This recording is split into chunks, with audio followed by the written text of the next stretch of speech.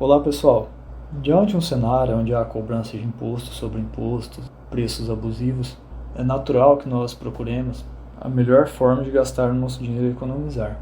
Há alguns meses eu trouxe a vocês um vídeo de importação de um notebook gamer. A própria fabricante, Faribyte, entrou em contato comigo sobre o notebook Faribyte T5A, dando feedback do vídeo, e já que eu havia dito sobre o seu aquecimento, que procuraria modificar a BIOS para que conseguisse uma melhor temperatura, a Faribyte pediu para que eu não motivasse as pessoas a fazer isso, alterar a BIOS, pois podia danificar o notebook. Sendo assim, uma coisa que é óbvia, mas precisa ser dita, não mexam no que não sabem. Não tentem fazer as coisas se não tiverem prática. Tudo que é mostrado aqui há um risco. Inclusive no vídeo de hoje, não recomendo, pois não fiz testes a longo prazo, mas gostaria de mostrar a vocês uma coisa interessante. Recado dado, vamos ao vídeo. Em busca de uma melhor temperatura para o notebook Kamikaze, quem viu o vídeo vai entender este nome. O notebook, mesmo em temperaturas elevadas, ele não corta o seu power e o seu desempenho para ficar mais frio. Eu constantemente fiz testes e busquei alternativas. Durante esses testes, eu pude perceber que o thermal pad tem espessuras diferentes. No vídeo passado eu havia dito que mesmo o notebook estando tão quente, o ar que saía do seu cooler, das ventoinhas, não era tão quente como de costume em outros notebooks que estavam nessa faixa de temperatura. Então eu percebi que o dissipador não fazia correto contato com o chip de vídeo e com o processador. Notei que na minha unidade havia thermal pad de espessura de 1 mm, 1 mm.3 até 1 mm.5. Não estava totalmente alinhado. Um exemplo, nas memórias do chip gráfico, notei que seria mais ou menos na faixa de 1 mm, e já nos capacitores sólidos seriam lá por 1 mm.3. Então essa diferença de thermal pads fazia com que o dissipador ficasse um pouco mais alto no chip. Fazendo algumas alterações, eu consegui baixar bastante a temperatura, principalmente da GPU, que estava alcançando seu limite térmico de 87 graus. Eu tenho à minha disposição thermal pads de excelente qualidade, importados também do AliExpress. Vamos à metodologia. Realizei alguns testes antes de fazer a modificação com o notebook diretamente sobre a mesa, que seria o pior cenário, executando AIDA 64 no seu teste de estresse de CPU, FPU e GPU durante 5 minutos. Após esse tempo, eu esperei um pouco para que as temperaturas se estabilizassem para realizar os próximos testes. Já sobre o limite de consumo da GPU, deixei o Dynamic Boost ativado com 15 watts e o alvo de TGP em 95 watts. 95 mais 15, 110 watts, que foi onde ela se manteve durante os testes, mesmo em temperatura alta. Para garantir que a GPU ficaria ativa o tempo todo, desabilitei o NVIDIA Optimus. Nesse primeiro teste, mesmo após substituir os thermal pads para estes que eu confio, que são de boa qualidade, o AIDA 64 mostrou um CPU throttling de 67% e o monitoramento do consumo, temperatura, frequência, mostrou que a GPU ficou com seu power na faixa de 110 watts, ficou na casa dos 87 no seu limite térmico. Mesmo no limite térmico, ela não dropou tanto seu power. Já a CPU ficou entre 87 e 91 graus. Para não ultrapassar e extrapolar a temperatura, cortou o seu clock, ficou na casa dos 3.200 MHz. Quanto às modificações, já que um thermal pad de 1 mm é fino para alguns componentes e o de 1,5 mm é espesso demais para outros, me inspirei em alguns notebooks que estão usando thermal pads líquidos, como os Acer Predator.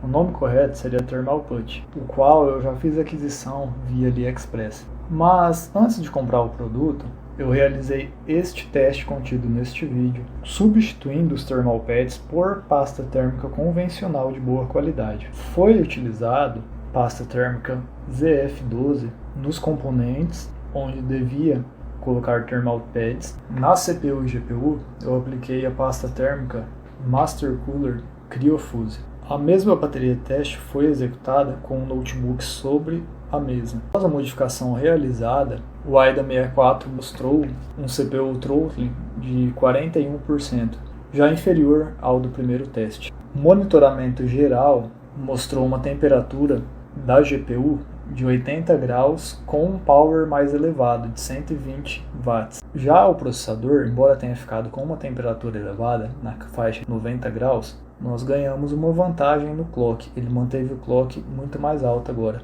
Ao invés dos 3.200 do teste passado, ele ficou por volta de 3.600 MHz. Comecei a refinar a modificação.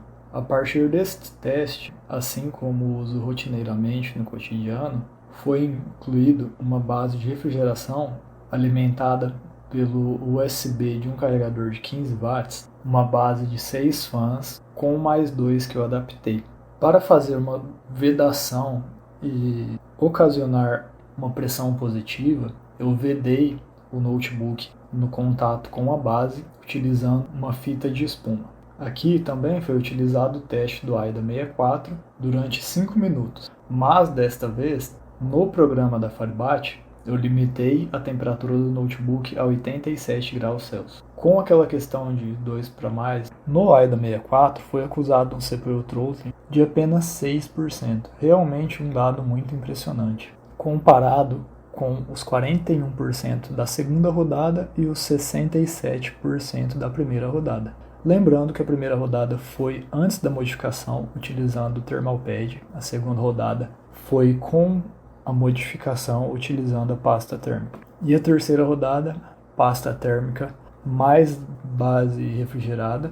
Já nos demais parâmetros, ao invés de 80 graus, a GPU bateu um pico de 71 graus. É um ganho muito bom.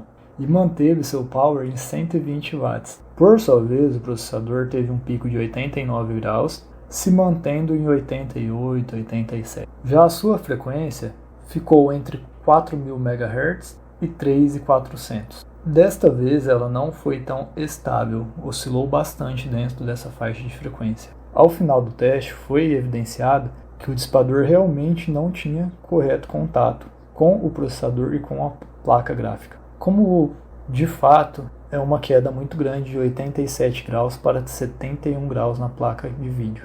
Mantenho o notebook com a pasta térmica no local dos thermal pads até o thermal put chegar. Após isso, irei fazer a instalação deste componente e realizar outra rodada de teste. Embora os gráficos demonstrem um belo ganho, eu fico um tanto quanto preocupado. Não sei qual é a eficiência da troca de calor entre os componentes que estão em contato com a pasta térmica onde deveria estar o thermal pad. Tenho medo que as memórias gráficas aqueçam muito e os VRMs e capacitores não sejam resfriados adequadamente, como seriam com o thermal pads. O que me leva a ter este medo é que, diferente da placa gráfica e do chip do processador, estes outros componentes não estão em contato direto com aqueles onde é aplicado a pasta térmica na placa de vídeo e no processador. Aqui há uma diferença de 1 milímetro. Talvez seja muita diferença para a troca térmica exercida por uma pasta térmica. Devemos pensar na possibilidade desta modificação ter resfriado apenas os chips gráficos e de processamento, já que pode estar de alguma forma isolando o calor dos outros componentes. Mais uma vez, fique meu aviso, cuidado com as modificações. Um grande abraço e até o próximo vídeo.